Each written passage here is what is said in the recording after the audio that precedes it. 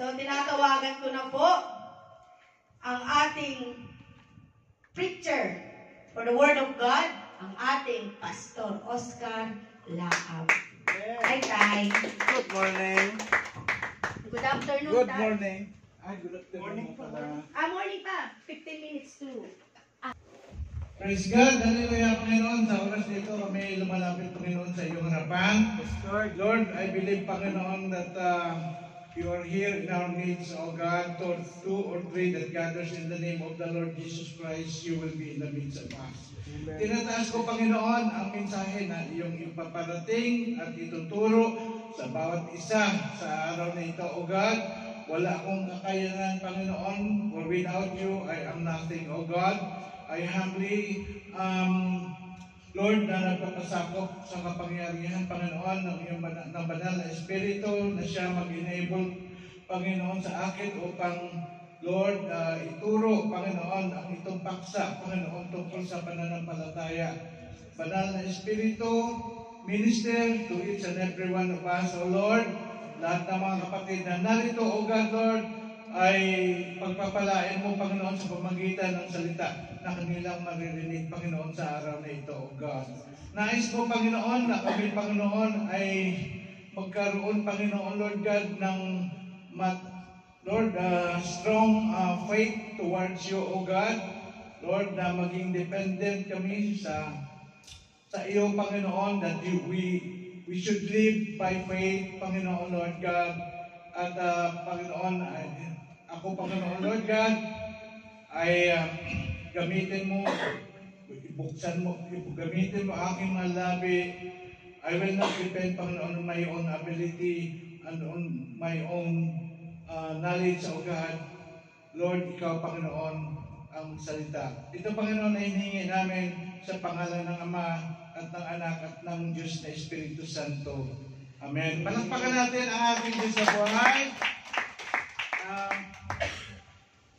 Alas 4 na ako kanina po natulog. Medyo sim-sim, no? Karamihan dito, umaga na rin. Yung taga-Petrome naman na sinundo ko kanina, sila ni Kuya Randy, alas 4 na rin yata natulog, no? So, ilang linggo na lang tapos na itong Ramadan. So, kanina, wala po tayong Bible study, no? Bible exhortation regarding our statement of faith. So, diretso na po tayo dito sa ating Word of God. At ang Word of God na aking na ibinigay ni Lord sa akin ay ito po yung pinapamagatan na developing our faith in God. I know na ang word na pananampalataya, ito po ay karamihan sa atin, alam na po natin yan, no? Bata pa lang tayo, no?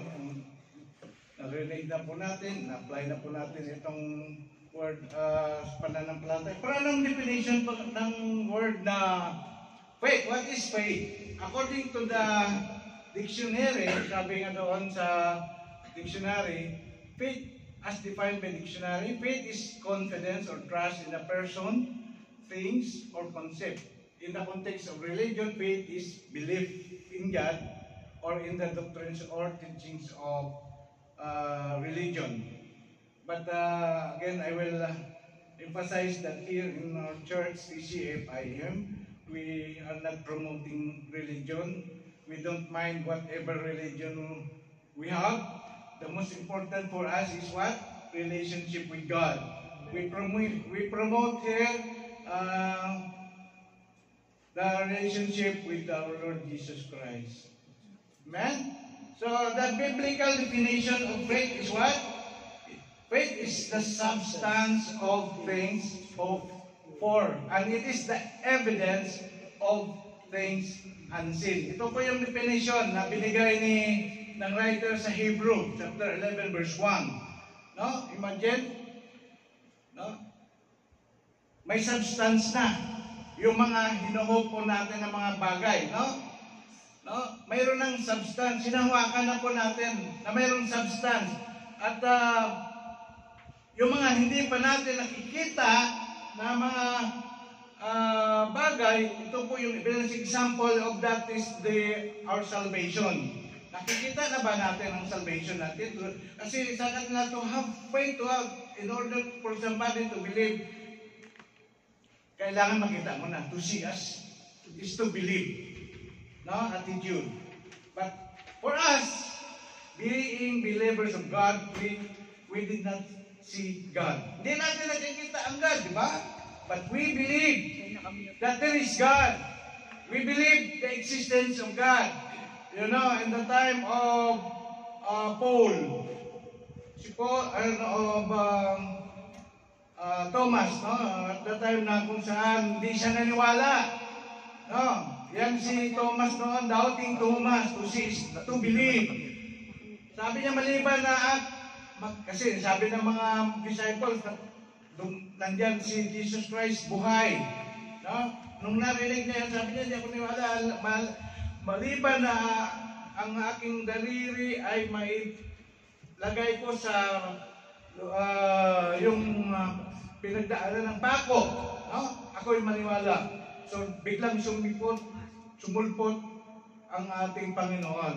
At pinatipo nga niya yung dinaanan ng pako, no? So, kaya sabi ni Jesus Christ, now nakita mo ko, naniwala ka. Ngayon, sabi niya, pinagpala ang mga hindi nakakita, pero naniwala. Sino po yun? Tayo yun. No, ang mga disciples at that time, nakita nila physically in human form ang ating Panginoon. Di ba? Tayo, hindi. Pero naniwala tayo na He existed 2,000 years ago. No? We believe that Jesus Christ came into the world, no? In order for us to be redeemed. Amen. Amen? And now, in our time today, which is in the church age, we believe, we can feel the presence of God through the Holy Spirit. Amen. Amen? Naramdaman po natin na mayroong banal na espiritu na kumikilos sa buhay po natin because the Holy Spirit will come into our life when we accepted our Lord Jesus Christ by faith, no? As our personal Savior and Lord. No? So, nais ng Panginoon na mag-grow ang ating pananampalataya. Maging deeper, no? Maging stronger, maging higher ang ating faith towards God. Amen? So, bakit importante, bakit mahalaga ang salitang pananampalataya? Ano ang dahilan? Why faith is important to our lives, being children of God? Sabi nga dito sa Hebrew chapter 11 verse 6, anong sabi diyan? But without faith, it is impossible to please Him. For he who comes to God must believe that He is. Yan kanina binanggit ko. No, dapat, kung sino man daw ang lumalapit sa Diyos, dapat maniwala na totoo na may Diyos. Di ba?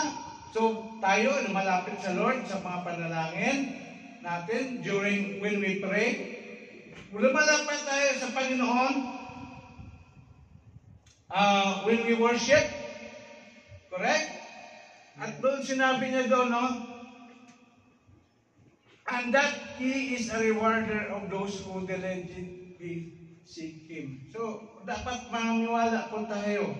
No? Dapat maniwala tayo for the existence of God. I would like to welcome my player sa basketball po, si Joshua, taga Pangasinan po. Si Lakay. Okay, alas 4 na po kami naghiwalay, no? Alas 3:30 pala. So, mga kapatid, sabi nga doon, we cannot experience a living relationship with God of the Bible without faith. No? So that's why we need to believe that God exists. Kasi maraming tao na hindi naniwala ng Diyos, mga atheist, di ba?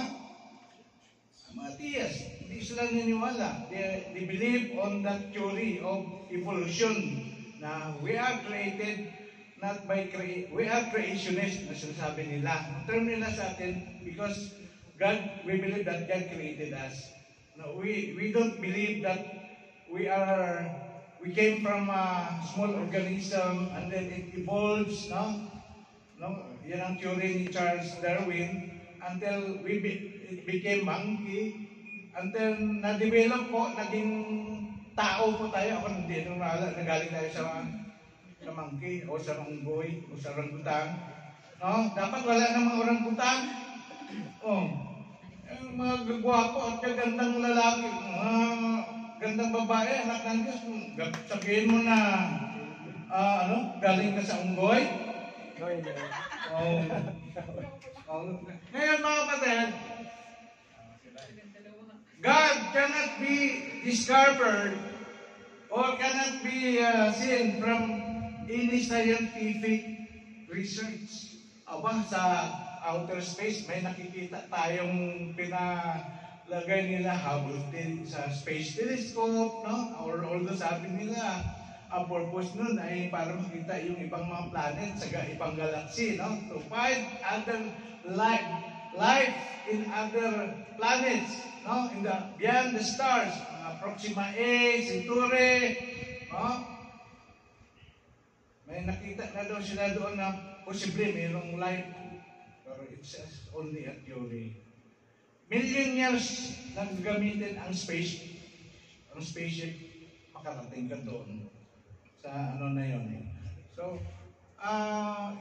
God cannot be discovered through scientific research using test tube, microscope, or telescope, no? So, pangalawang reason kung bakit yung dahilan na napakahalaga po ang pananampalataya. Pangalawa, without faith, we cannot be justified in the sight of God or in the sight of the Lord. Sa Galatians chapter 2 verse 16, sinabi doon,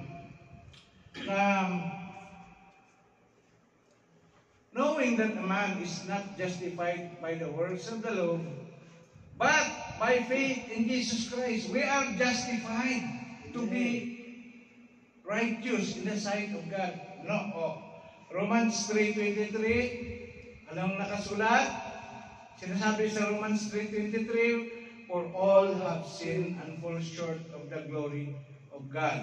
Romans 6:23, for the wages of sin is death, but the gift of God is what? Eternal life. So, in order for us to be saved and have that word, eternal life, we need to be justified. We need to be justified. So, now we are justified by faith in the object of our faith. Who is the object of our faith? Our Lord Jesus Christ. Kasi pag sinabing ang word ng pananampalataya, maraming object ang pananampalataya. Yung tulad sa mga hindi pananampalataya, ang kanilang object is the idolatry. False God. Katama nung na-enumerate ni Pastor Eli during his preaching na ang ibang mga reliyon tulad ng Buddhism, Hinduism, itong taga rito, iba yung kanilang pinaniwalaan na Diyos, no? So tayo, ang ating pinaniwalaan at object ng ating pananampalataya, walang iba kundi He is the God who created the heavens and the earth. Okay? object of our faith is, of course, Jesus Christ. The King of Kings, the Lord of Lords, He is the Alpha and the Omega. Amen? Amen. Sabi doon, no? Even we have believed in Christ Jesus that we might be justified by faith in Christ. So tayo, naniwala po tayo, tinanggap natin si Jesus Christ to be our Lord and Savior because of that faith we have. We believe. No? We believe that what Jesus did for us in the cross, it is for us. He paid the penalty of our sin. Kasi dapat, mga kapatid, pag dito sa lupa, magkasala ka, parusahan ka, di ba? Ganon din, ang Panginoon, He established the law noong panahon ni Moses. So, kung babasihan po ang law na yon, walang isa man sa atin na maligtas sa pamagitan ng sarili nating pagsisikap o sarili nating pagsusumikap, sariling paggawa ng mabuti. No. All short, for all have sinned. No? No one is righteous. Yung pagsisikap natin na tayo ay maabot natin ang pamantayan ng Diyos, tapos yun, hindi sapat. No? Kaya nga, pinadala ni Lord ang kanyang bugtong na anak, ang ganda para kanyang bugtong na anak, to incarnate into human form, to pay, not only to minister, to teach, but his ultimate goal, mission at that time is to be the living sacrifice, the Lamb of God who takes away the sin of the world. Because He is a loving God. No? So He made a solution for our problem. Our big problem is our salvation. Correct? Sabi dito, number 3, without faith, we cannot experience peace in our relationship with God. Pag wala po tayong pananampalataya, hindi natin maranasan ang kapayapaan, no, sa ating relasyon sa Panginoon. Sabi doon, therefore, having been justified by faith, we have peace with God through our Lord Jesus Christ. Dati, at war tayo eh. Diba? Dati, wala tayong peace kasi marami tayong offenses sa Lord. Marami tayong ginawa na hindi naging kalugod-lugod kay Lord. Pero, at yung justification na yon, tulad ng sinabi ko doon sa unang number 2, no? Ito po ay nagkaroon po tayo ng justification because of our faith in the Lord. So then we have peace, a peace that surpasses all understanding. Ito'y maranasan po natin na kung kahit anumang sitwasyon sa buhay po natin na nangyayari sa atin, nasa malalim na problema naranasan natin na parang hopeless na, kung tayo po ay nasa Panginoon, mayroon tayong kapayapaan. Amen. Amen? Amen. Because where there is the presence of God, there is peace, there is liberty, there is deliverance. Amen?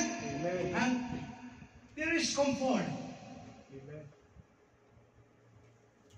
Then number 4, without faith, we cannot experience joy in our relationship with God. Basahin po natin ang 1 Peter chapter 1 verse 8.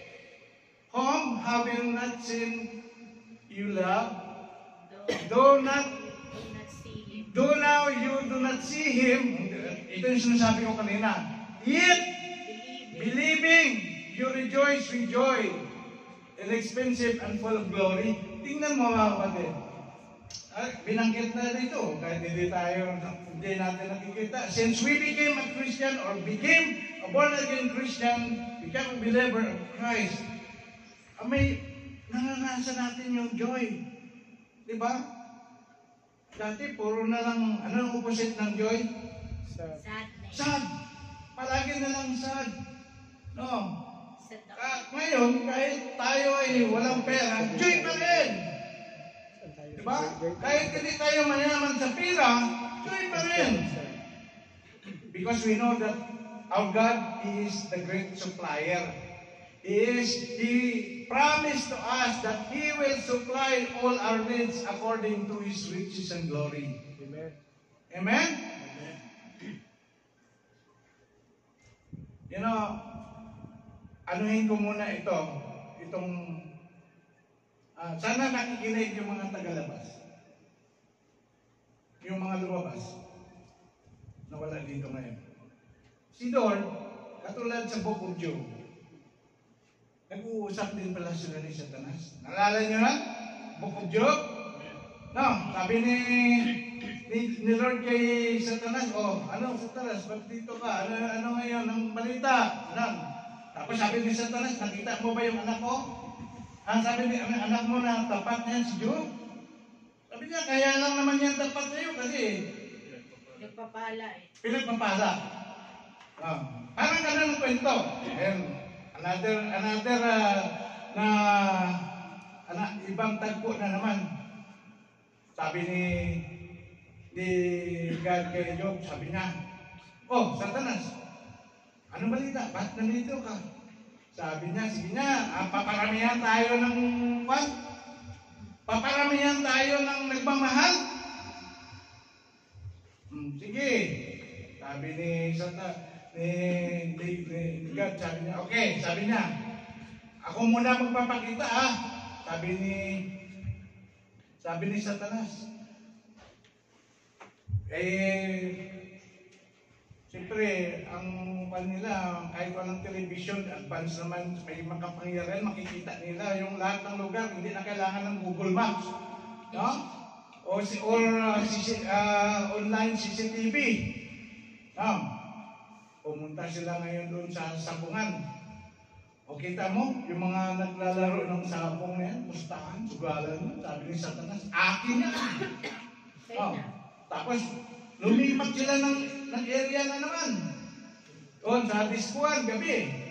Nakita mo yan, mga nagiinuman, mga naglalasingan dyan, naggalilo dyan.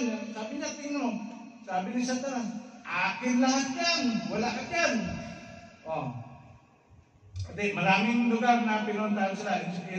To make the story short, sabi ni, sige, ikaw naman, sabi ni Satanas kay Lord. Sige, sabi niya, dinala niya dito, pumunta sila dito sa Erpan, lumiko, papunta dito. Ang kita mo yung building na yan, may malunggay. Sabi ni, akin yan, ang mga nasa loob dyan, akin yan. Sabi ni Satanas, sandali. Hindi ka pa nakasiguro. Sabi niya, ngayon, nag-praise and worship, nag-awitan sila dun. Sabi niya, lahat yan sila umawit yan. Lahat yan sila umawit sa akin, lahat yan. No? Okay. Sabi ni Satanas, hindi ka nakasiguro. May nakatayo dyan, mamalakpak, wala ang mind niya, wala sa'yo. Wala sa'yo. Sabi niya, hindi niya nagpupure. Sige, sabi ni, sabi ni ngayon, nagpipreaching na ng Word of God. Pagpasok sa pintuan, yung kamera, sabi niya, nakita niya, mayroong nagkakape, mayroong kumakain habang nagpipreach, mayroong nagbibilyar, mayroong pang nagtatravel, papunta dito. Sabi niya, kita mo, hindi lahat sa iyo yan. Pagdating dito, sabi niya, Paul, yung nasa loob, akin lahat yan, sabi ni Lord. Pagpasok dito sa loob, may kita mo, hindi nakikinig, sabi niya. Hindi lahat.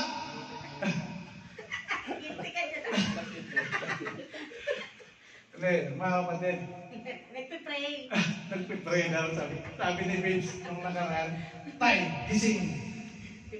Huwag ko kung istorboy, nagpipray ako Okay mga kapatid, basta ganito lang yan.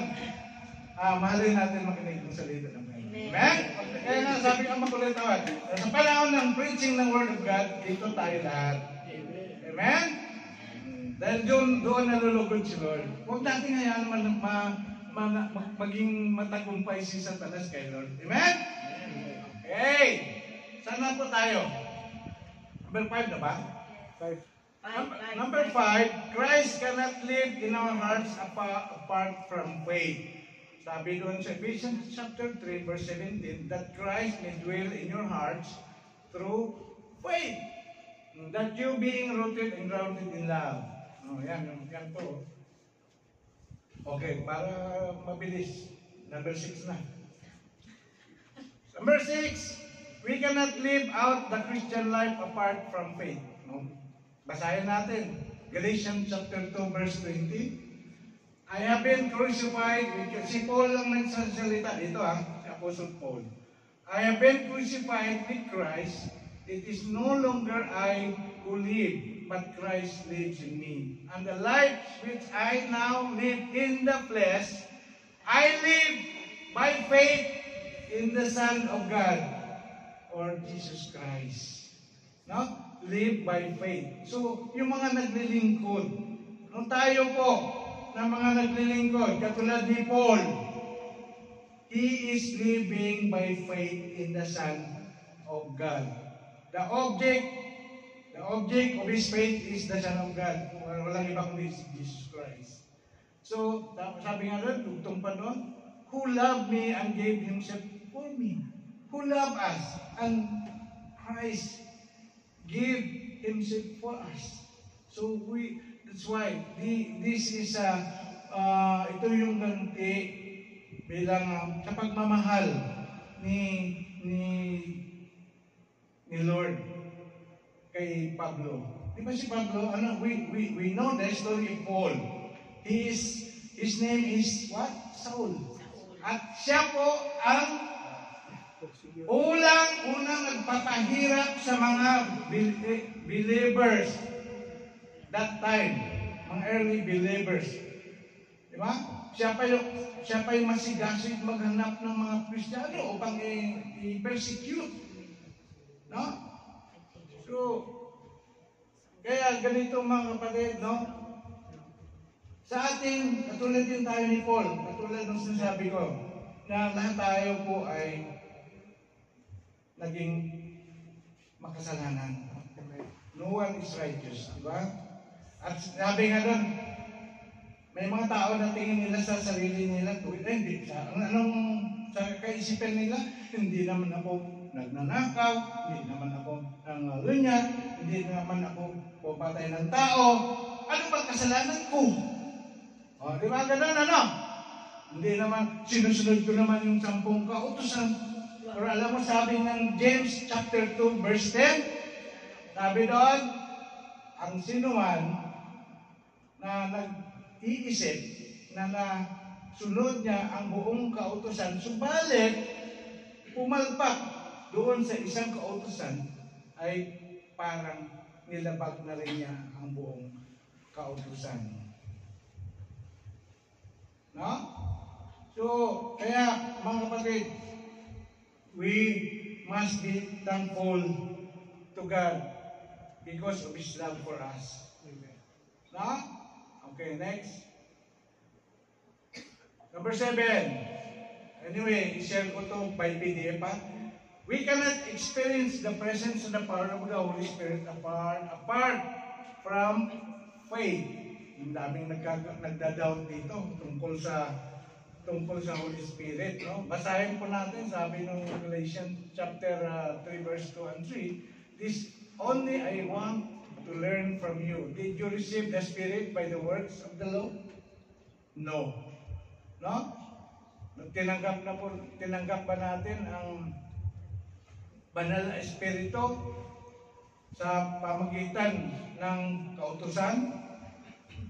No, sabi dun, or by hearing of faith. So, are you foolish? Sabi dun, having begun in the Spirit, are you now being made perfect by the flesh? So, we must have faith. We must believe that the Holy Spirit is true, that is working in our lives today. He is the comforter. He is the counselor. He is the one who is guiding us. He is the one who is convicting. Alam mo yung konsensya? Noong hindi pa tayo mananampalataya, mayroong term na ginagamit na parang nagkaroon ka ng anong tawag dyan? Kinakabahan. Kapag may ginagawa ka. Conviction. Ngayon, ito po ay tinatawag na conviction. Di ba? Ito yung power, kapangyarihan ng Holy Spirit na kapag po tayo ay ano pa lang, hindi ka pa nagkasala, yung tinitem ka pa lang, at parang matidisip ka, pero ang Holy Spirit pipigilan ka niya. Anak, wag mo gagawin yan. No? Kaya, maniwala po tayo by faith, maniwala po tayo sa kapangyarihan ng Banal na Espiritu. Amen? Number 8, we cannot experience true liberty in Christ apart from faith. We are already free. Tayo po ay malaya na. Tama? Noon po tayo ay ang tawag dyan? Nakagapos. Saan tayo nakagapos dati? Tayo po dati ay nakagapos sa ating mga kasalanan. Yung sabi nga yung gusto ko gawin ay hindi ko magagawa. Yung ayaw ko gagawin, ayun pa ang aking nagagawa. Masarap daw gagawin ang bawal. Tama? Kasi, yung mga bagay na gusto natin babaguhin, hindi natin mababago, paulit-ulit na lang, always failure tayo. Diba? Ngayon, kapag po tayo ay nasa kay Kristo, sabi sa 2 Corinthians 5:17. Anyone who is in Christ, he is a new creation. Behold, the old has gone, and the new has come. Babaguhin tayo ng Diyos from glory to glory. No? From glory, gradually, hindi instant. Kaya, ganun ang magpapatuloy tayo sa pag-mold, sa pag-shape sa atin ng Panginoon, no? To become like Christ. Okay, number 9. Without faith, we cannot experience victory over the world. Ito, 1 John 5 verse 4, for whatever is born of God overcomes the world. And this is the victory that overcomes the world. Our faith, ang ating pananampalataya, ang naging aid, ang nakakatulong tayo sa atin upang ma-overcome po natin ang nasa mundo. Ano pa yung dating ibinigay ko na ano yung mga bagay dito sa mundo? Lust of the flesh, lust of the eyes, and number 3, pride. Tatlo yun, di ba? Yun ang tatlo na yun. It covers everything. Na kung saan mas minamahal po natin, binibigyan po natin ng time, priority, ang mga bagay na nasa mundong ito. No? We are not yet able to overcome the world, what the world offers, yung mga makamundong mga bagay. We cannot do that without faith. No? It is because of our faith in God, with the Lord Jesus Christ, that changed us from glory to glory. Then we become a victorious people of God. Amen? And then number 10. Ito, isa na lang, dalawa na lang pala. Sabi doon, ang isang kalagahan ng panampalataya, one of the reason why faith in God is important, Because we have been saved by God's grace through our faith. Isa-isahin po natin, ha? Ito'y connected doon sa ituturo ko next Friday. Sabi nga doon sa John 3:36. He who believes in the Son has everlasting life. So in order for us to be saved, we must believe in the Son of God. Tama? And he who does not believe in the Son shall not see life. O yung mga hindi naniwala kay Kristo ay hindi sila makakita ng eternal life. Ang ibig sabihin dyan, ang life niyan is eternal life. No? He who believes in the Son of Man, in the Son has everlasting life. Okay? Sabi doon, may karugtong doon, but the wrath of God abides in Him. Itong wrath ng Panginoon ay sa mga unbeliever. No? At ito pa, Mark 16 verse 16, whoever believes and is baptized will be saved. Ito yun, ha?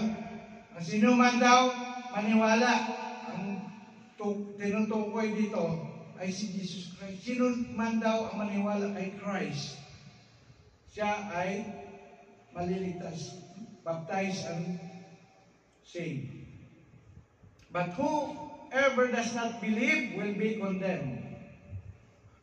Ephesians chapter 2, 8 and 9. Maraming nakaka-memorize dito, no? Sino yung pwede mag-recite na hindi nakatingin sa PowerPoint? Kuya Sante.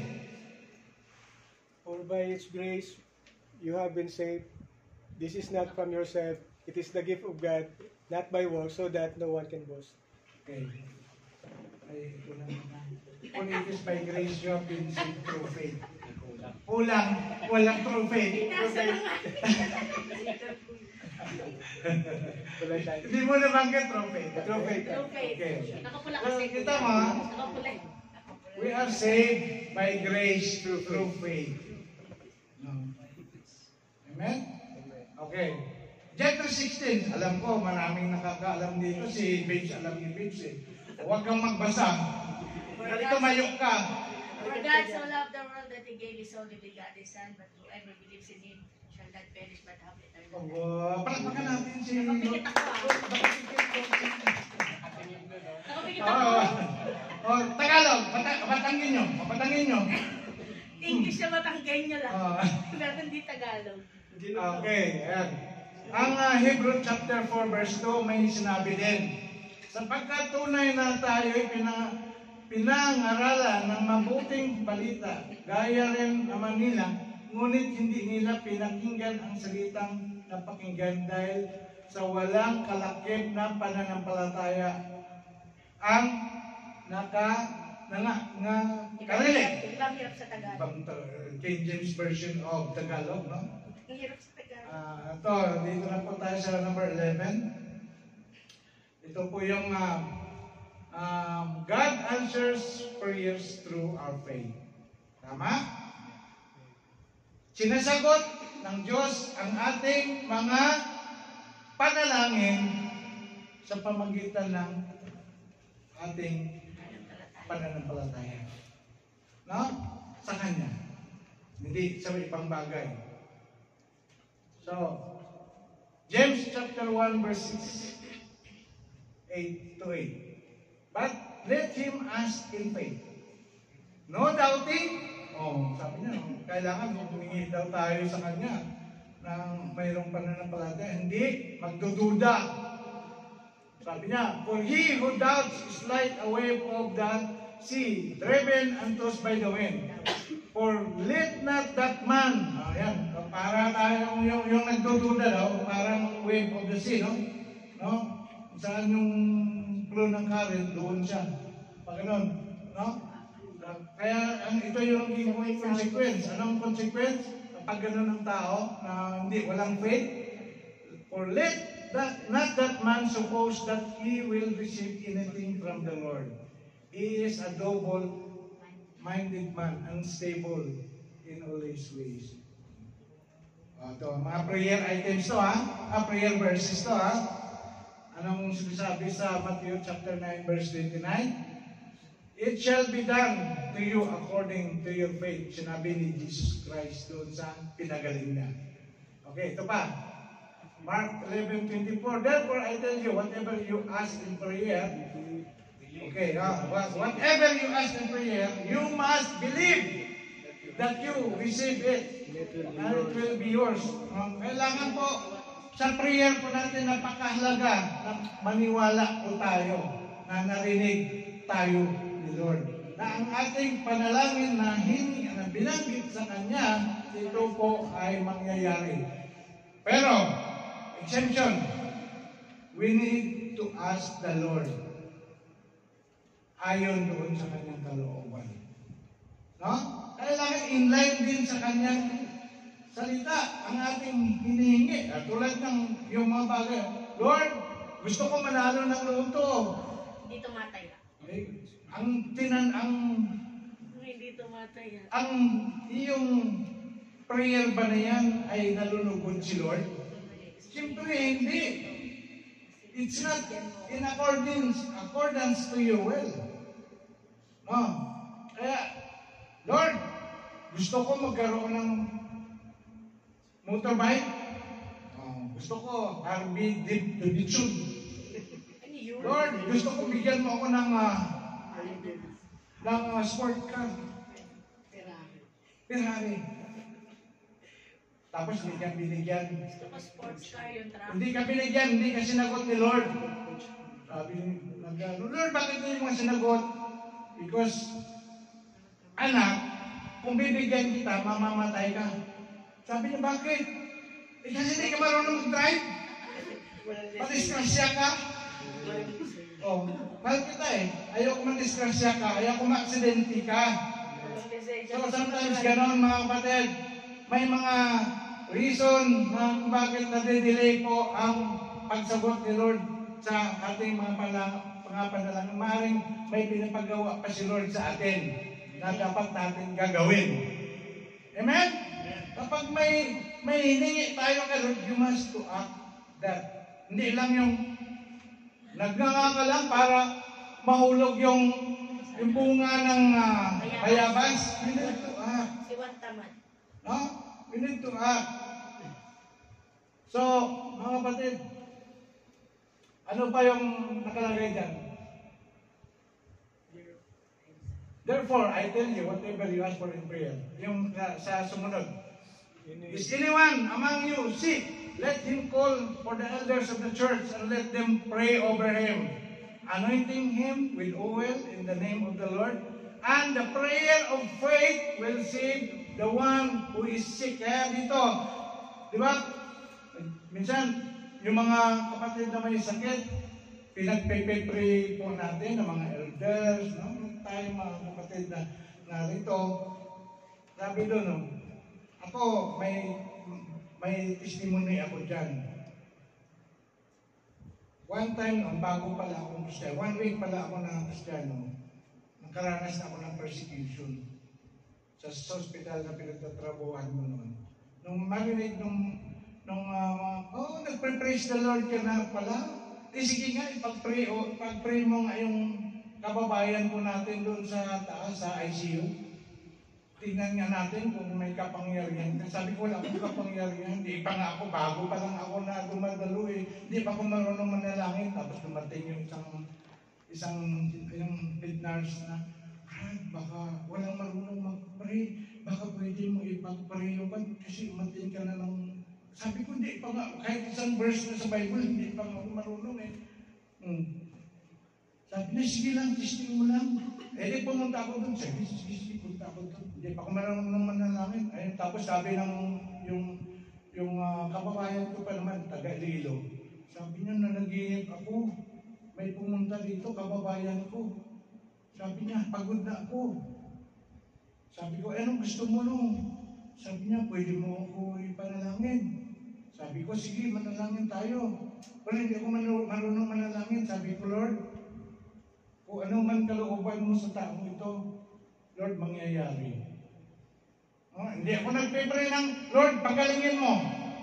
Kinabukasan, sabi ng head nurse ng hospital, sabi niya, Brad, yung panalangin mo doon sa kay Manong, sabi niya, Napatay.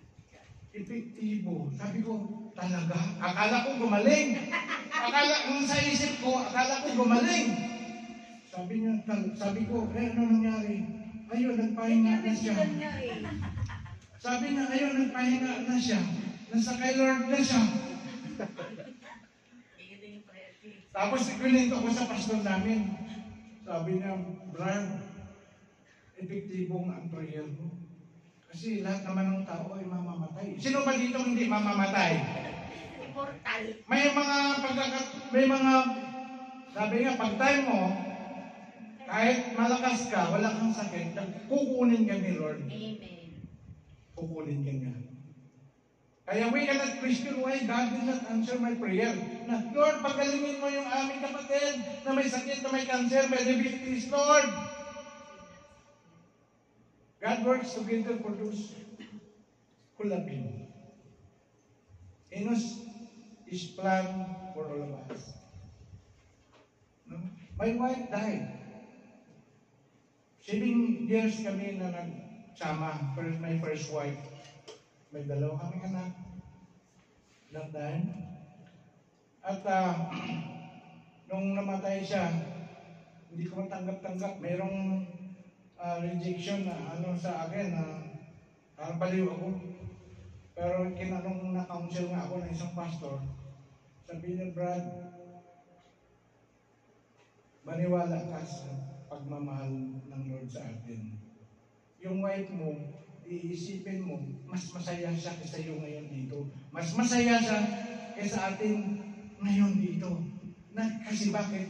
Nandoon na siya sa ipinangako ng Lord na kung saan na mayroon na siyang everlasting life in heaven. Wala na siyang, hindi na siya iiyak, hindi na siya mag-suffer sa mga naramdaman niyang sakit. No? Wala na siyang problema sa pera, wala na siyang problema sa kahit ano-ano. Ang ginagawa na lang niya doon ay magpupuri kay Lord. Ayaw mo ba noon? Siyempre, mahal ko, gusto ko ba magkasama kami? Sabi niya, tanggapin mo ang kalooban ng Lord. Ng Diyos. Kaya si Kuya Danny, mga kapatid, huwag tayo malungkot na si Kuya Danny, nung last na nag-Bible study kami, malakas pa siya Parang wala siyang sakit. No? Sa kalagitnaan ng aming Bible study, biglang umalis, hindi namin alam kung sana siya. Tapos sabi ng kapatid, tinawagan ng GNP, may operasyon na siya bukas. So, I expect na gumaling siya doon sa gagawing operation, pero talagang yung kalooban ni Lord, wala tayong magagawa. Amen?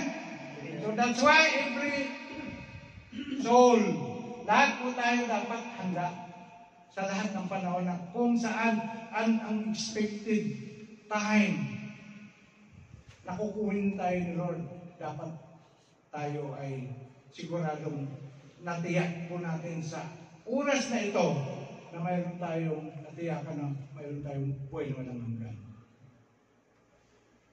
Sino po dito sa atin na mayroon ng katiyakan na kung saan, kung siya ay kukunin ni Lord ngayon, siya ay nakatiyak na siya ay pupuntang sa langit. Pakitas mo. Amen. Sino yung mga naniwala? Kung kayo ay kukunin ni Lord ngayon, kayo ay pupunta sa langit? Wala ba gusto pumunta sa langit? Amen. Pero muna. Kakain pa daw tayo. Sino ba gusto pumunta sa langit? Amen! Wala. Si Kuya Salty lang pumuntang langit. Pakita sa kamay, sino yung gusto pumunta sa langit? Amen tayo. Ngayon. Kakain mo tayo. Nakain muna. Kain muna daw. Okay mga kapatid, ganun mga kapatid. No? Thank you, Lord. Okay, ito po, tungkol din dito sa healing. Ang Panginoong Hesus, kung siya po ay nag-minister, umiikot, marami siyang na-encounter na may mga sakit, mga sinabihan ng mga masamang espiritu, no? Tuturo siya. Pero ito, may 2 unforgettable na kwento na kung saan yung na-encounter niyang mga mayroong sakit. Ano nga our prayer, God answer our prayer through our faith. Itong dalawang ito, no? Una, yung babaeng inaagasan, yung may dugo, 12 years. dugo, no? 12 years. Okay, 12 years. Sa Matthew chapter 9 verse 20 to 22, basahin po natin. At narito, isang babaeng inaagasan, may 12 taon na, ay lumapit sa kanyang likuran, sa likuran ni Jesus Christ. Kasi maraming tao habang naglalakad si Jesus Christ, dami tao nakapila sa gilid ng daan.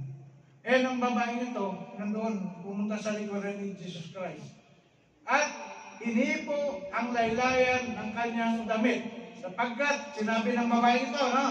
Sapagkat sinabi niya sa kanyang kalooban, sarili niya, sabi niya, kung mahipo ko man lamang ang kanyang damit, ang damit ni Jesus Christ, ay gagaling ako. No? Ito yung sa sarili lang niya.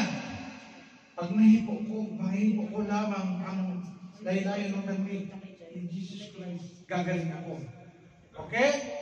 Verse 22, datapwat paglingon ni Jesus Christ at pagkakita sa kanya ay sinabi, anak, lakasan mo ang iyong loob. Pinagaling ka ng iyong pananampalataya. Amen. Tingnan mo, ang babae nito, hindi nag-approach, Lord, pagalingin mo ako. No? Lord, pagalingin mo ako, Jesus. I need you. Pagalingin mo ako. Sa sarili lang niya. No? Meron siyang pagtitiwala, meron siyang pananampalataya na may magagawa si Jesus Christ sa buhay niya. No, kaya po, ang sumunod doon, sabi niya, at gumaling ang babae mula sa oras na yaon. He can do this to you also, mga kapatid. Amen. No? Maaaring yung ang inyong taglay sa panahon ngayon, hindi katulad ng babaeng ito, maaaring hindi sakit, maaaring ibang bagay. Mga kapatid, develop your faith. Magtiwala ka na mayroong magagawa ang Diyos sa buhay mo. Amen. Gayahin natin ang babaeng ito. No? Dahil sa kanyang pananampalataya, ipagtitiwala, sabi ni Jesus, siya ay gumaling.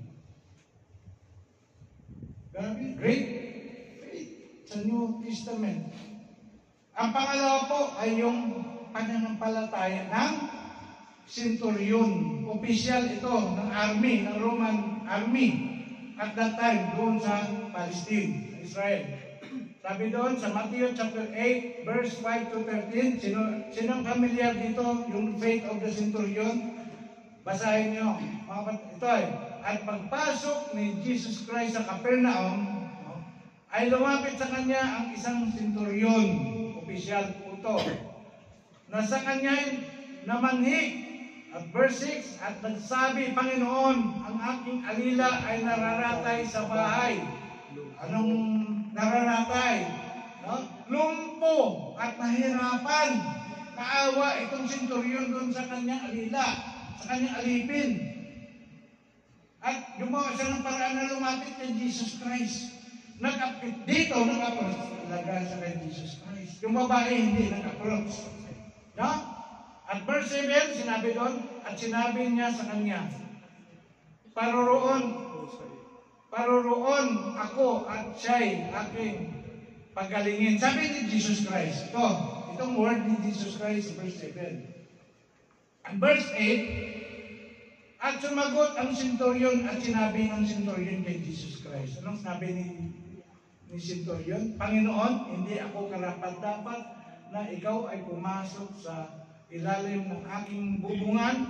Sabi niya, dapat sabihin mo lamang ang salita at gagaling ang aking alila.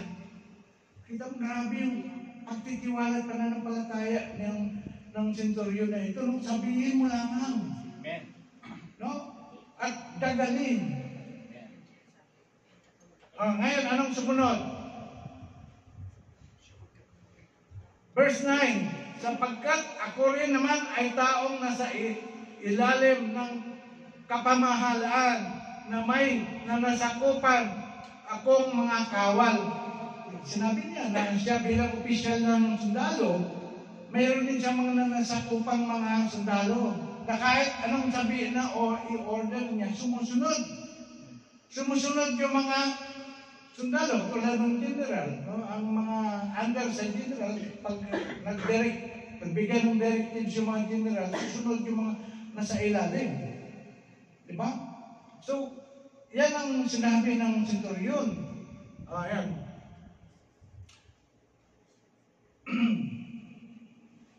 Tapos ano tayo? Sabi niya, nasa ilalim at kapamahalaan na may nasakupan ako mga kawal at sinasabi ko rito, yumaon ka at siya'y yumayaon. Ito yung utos ng centurion, no? At sa isa, halika, at siya'y lumalapit. No, halika, lumalapit, di ba? Siyempre, boss mo yun. Pag sinabihan ka ng boss mo na, halika dito, kailangan ko may papagawa ko sa iyo. No? Mga boss natin sa mga supervisor natin, tulad ni Kuya Mike, pag may iutos si Kuya Mike sa inyo, susunod kayo kasi si Kuya Mike yung high official ninyo. Di ba? Punta kayo sa church. Kita mo, nandito kayo kasi nakasama niyo si Kuya Mike. Uy, nakakahiya. Supervisor pa na, manager pa na naman namin ito. Diba? Pero, alam ko mga kapatid, na kayo ay sumama kay Kuya Mike kasi mahalin niyo si Lord. Amen. Mga kababayan dyan, narito kayo hindi dahil natakot kayo kay Kuya Mike. Narito kayo dahil mahalin niyo si Lord. Amen? Sino ba yung mga masasakot pa ni Kuya Mike? Pakita sa kamay. Pakita yung Mike. Sige. Wow. Ilan yung mga nasasakupan ni Kuya Mike? Marami-rami na yun. Kita mo, praise God. So, ganun, no? Ganun ang ehemplo na sinasabi ng centurion. Kapag nagkaman siya, kapag nagsabi siya, sumusunod yung mga tauhan niya. Yun ang binigay niyang ehemplo. Paliwanag kay Jesus Christ. At naniwala siya na si Jesus Christ ay mayroon din ganong kapangyarihan. Anong sumunod doon? At nang marinig ito ni Jesus ay nagtaka siya at sinabi sa nagsisusunod, katotohanan sinasabi ko sa inyo na kahit sa Israel man ay hindi ako nakasumpong ng ganitong kalaking pananampalataya. Grabe, sa Jesus Christ nag-comment mismo, no?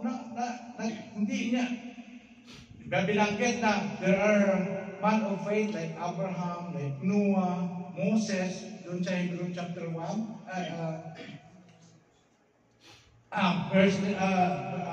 Hebrew chapter 11. Pero ito, grabe, wala siyang nakita o nasumpungan na tao sa Israel na may ganitong kalaking pananampalataya. Amen. So, makita po natin anong mga nangyari sumunod doon pagkatapos noon. At sa verse 13, at sinabi ni Jesus sa centurion, humayo ka ng iyong lakad. At ayon sa iyong pananampalataya, ay gayon ang sayo'y mangyayari. According to your faith, it will be done to you. Yan ang sabi ni Lord, hindi lamang sa centurion. Ito ay sinasabi niya para sa atin din ngayon. According to our faith, it will be done for us. So, nais din pala ng Panginoon na magkaroon po tayo ng ganitong klaseng pananampalataya. Buong malaking pananampalataya. No? Ano nga? At gumaling. Ano yung turning point? At gumaling ang kanyang alila sa oras ding yaon. Amen. Praise God. Do you think the Lord can do these things? Sa panahon natin ngayon. Amen. Yes. Hindi lamang sa mga may sakit, sa mga pagsubok po natin. No? Kaya ng Lord. Nothing is impossible with God. Nawit nyo kanina? May nawit pa tayo? Nothing is impossible with God. Minsan, sa tingin po natin, imposible, but there is nothing too hard for God. Because our God is so powerful God, the God who healed yesterday, the God who healed today, and the God who will continue to His healing power tomorrow. He is the God of yesterday, today, and forever. Amen. His power never ceases or hindi nababawasan ang kanyang kapangyarihan. But our faith help us na mangyari at mag-manifest ang kapangyarihan ng Diyos sa buhay natin. According to our faith. Kung nagda-doubt po tayo katulad kanina, do not expect that you will receive something.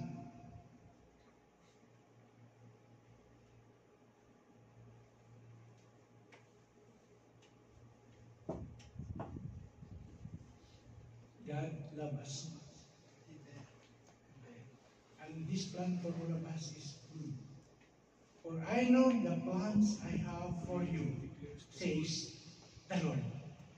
The plans to prosper you and not to harm you, and to give you hope and future. Do not trust in the Lord. No? Trust in the Lord with all your heart. And do not lean in your own understanding. And in all your ways, acknowledge Him. And He will make your paths straight. Amen. So huwag tayo, mga kapatid, huwag tayo mag-rely doon sa ating nakikita. Like what happened to Peter. When Peter saw the Lord walking in the water doon sa Sea of Galilee, akala na multo. Nung na-identify nila ay si Jesus Christ pala si Peter, ang unang nag-attempt na maglakad din ako sa tubig. Nakapaglakad nga. Nung nagkaroon ng faith, si Peter kaya nakapaglakad. Nagkaroon siya ng faith. Mind over matter, sabi nila, but it is faith. Oh, nung naglakad, nagkaroon ng disturbance, nagkaroon ng unos, na-distract. Ano nangyari sa kanya? Lumubog. That's why, his focus na dapat titingin sa kay Jesus Christ ay nawala. Ito yung sinasabi ng Lord sa atin. We must look unto Jesus because Jesus is the author and the finisher of our faith. How to grow our faith towards God. This is what you are doing today. Now, you are listening the Word of God. Sabi, so then faith cometh by hearing, and hearing the Word of God. Katulad nung sinabi ko noon, mga kapatid, mahalin ninyo ang pakikinig ng salita ng Panginoon. Dahil ang pakikinig at pakikinig ng salita ng Panginoon, it will help you develop and grow your faith. Amen. At pangalawa, put the word you heard into practice. Basahin po natin yung sinabi sa Luke chapter 11 verse 28. He replied, blessed are those who hear the word of God and obey. Hearing and obey. Not only just hearing and doing nothing. Because when we have faith, without words is dead. Ang pananampalataya na walang kasamang gawa, Bible yan ha, ito po ay patay. There is always evidence of our faith. Ito, sabi ko kanina, bilanggit ko kanina, we have to look unto Jesus. No? Sa Hebrews chapter 12 verse 2, okay, nabasta natin na si Jesus na gumawa at tumakdal ng ating pananampalataya, na siya dahil sa kagalakang inilagay sa harapan niya ay nagtiis ng krus na niwalang bahala ang kahihiyan at umupo sa kanan ng luklukan ng Diyos. No? At number 4, we need to live by faith. Ito yung sinabi, we need Christian believers, followers of Christ, should live by faith and not by sight. Yung tinitingnan po natin yung sitwasyon. No? Kaya nga sabi dito kanina, parang imposible, parang walang darating. Because we have to be reminded na faith is the substance of things hoped for, and faith is the evidence of things not seen by our eyes, or our thinking. And then, ito po ay katulad ng naglalakad ka. Katulad sabi ko nga kanina, pag naglalakad ka, just stay focused. No? Just stay focused and look unto Jesus. Para walang distraction. Amen. Whatever circumstances happen to your life, stay focused and trust the Lord our God. Amen. Amen? Number 5. Ano na lang? 3 na lang to. We have to examine. We have to examine yourself. Sinabi doon sa 2 Corinthians chapter 13 verse 5, sabi doon, mga kapatid, sinabi doon, examine to see whether you are in faith. Examine your life to see if you are still living in faith. Kayo ba ay lumalakad ayon sa pananampalataya? No? Walk by faith. No?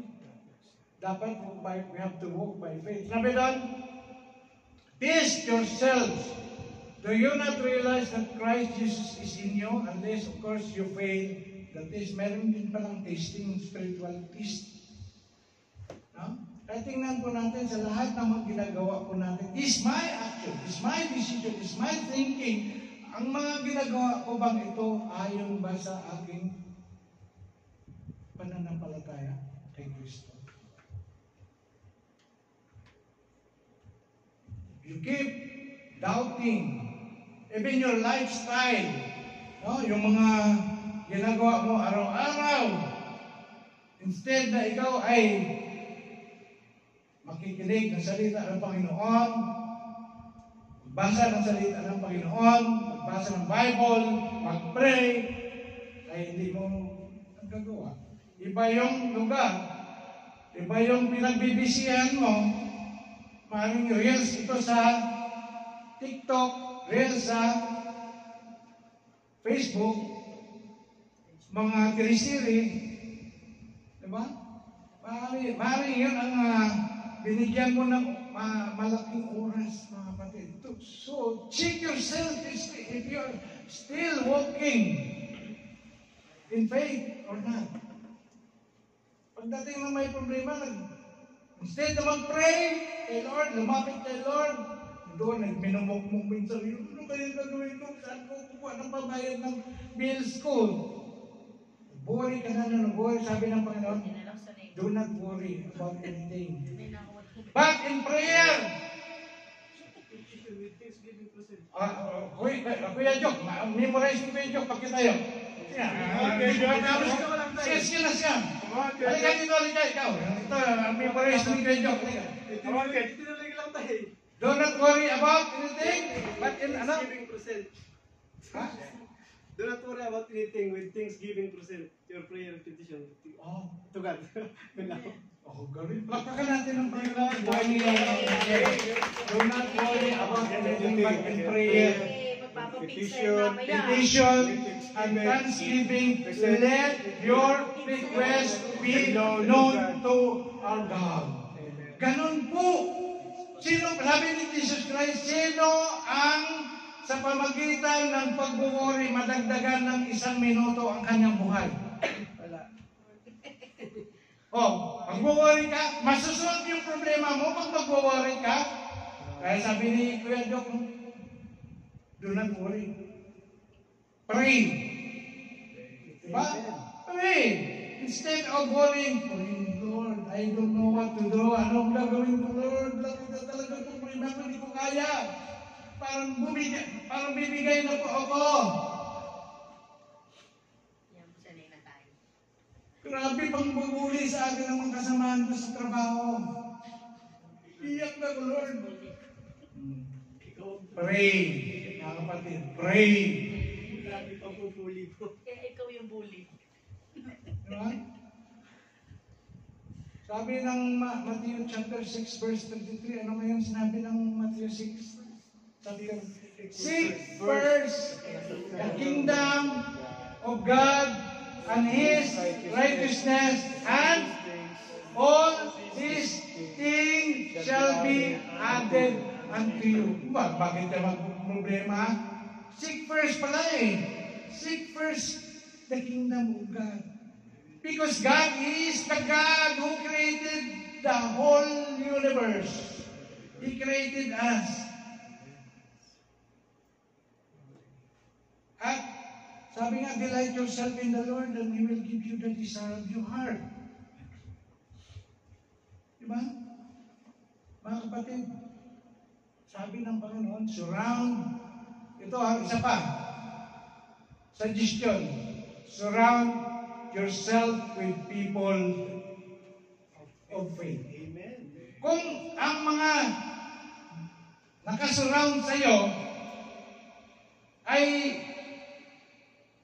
yung mga mahina ang kanilang pagtitiwala sa Diyos, pagdating na ikaw ay merong suliranin sa buhay mo, anong maging payo nila? Halika, sama ka na lang sa amin. Pare! Marge! Punta tayo doon! May saligi doon! Ano magbar tayo? Alam mo, dyan ako galing. Sabi ko, ito, ulit-ulit kong kinikwento ito. This is true. Totoo po ito. Sa buhay ko dati walang direksyon. Nung college days, ako mag-drugs. Panahon namin, wala pang Cebu eh. Marijuana lang. Araw-araw yun. Hindi ako nagmamayabang. No? Marijuana, araw-araw. Palaging abnormal yun kapag hindi namumula yung mata ko.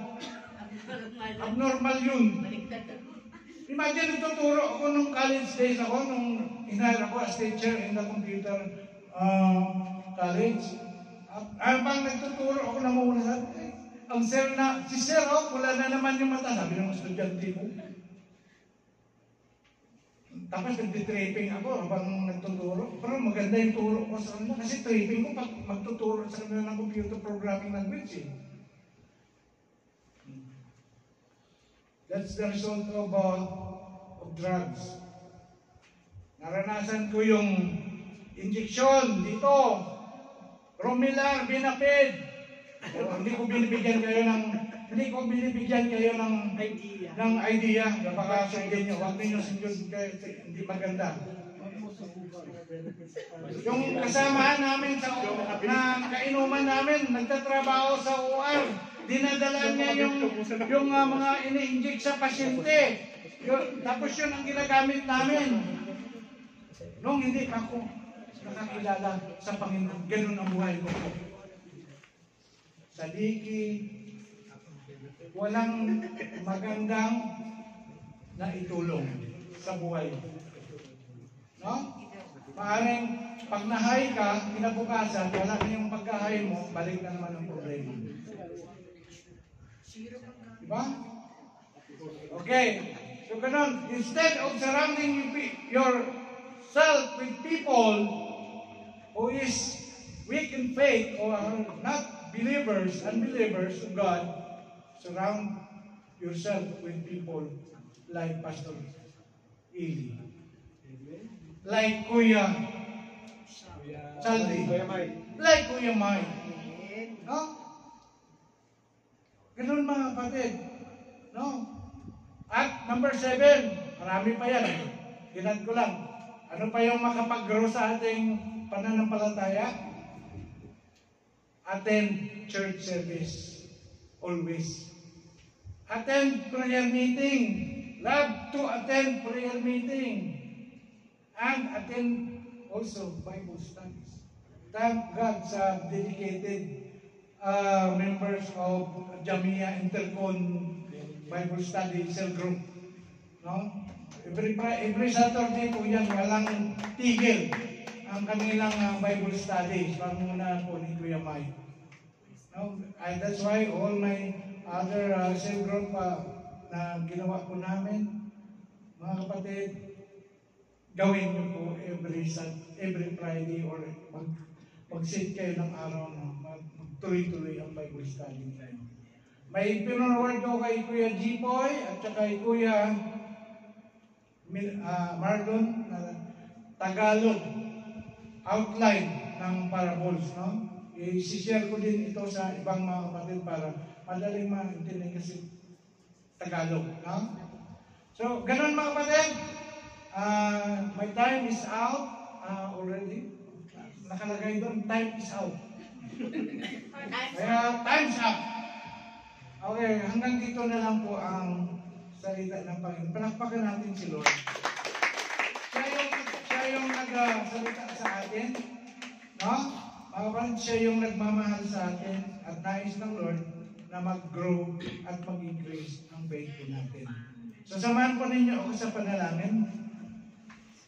Panginoon, sa oras na ito, O God, kami nagpapasalamat po sa tagumpay na iyong pinagkaloob sa amin sa pakikinig, Panginoon, ng iyong salita.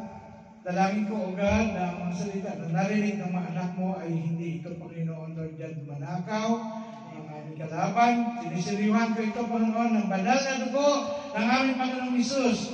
Lord, ikaw, Panginoon, ang magpaalala sa bawat anak ko, Panginoon, Lord, dyan, na mahalaga po na mayroon kaming pagtitiwala, Lord, at pananampalataya sa iyo, O God. Hindi kami mananampalataya sa ibang mga bagay, sa mga hindi totoong Diyos, sa mga bagay na umaagaw ng panahon namin na dapat ilaan namin para sa iyo. Lord, ako naniwala na nakikita mo ang mga pangailangan ng mga anak mo sa loob ng bulwagang ito.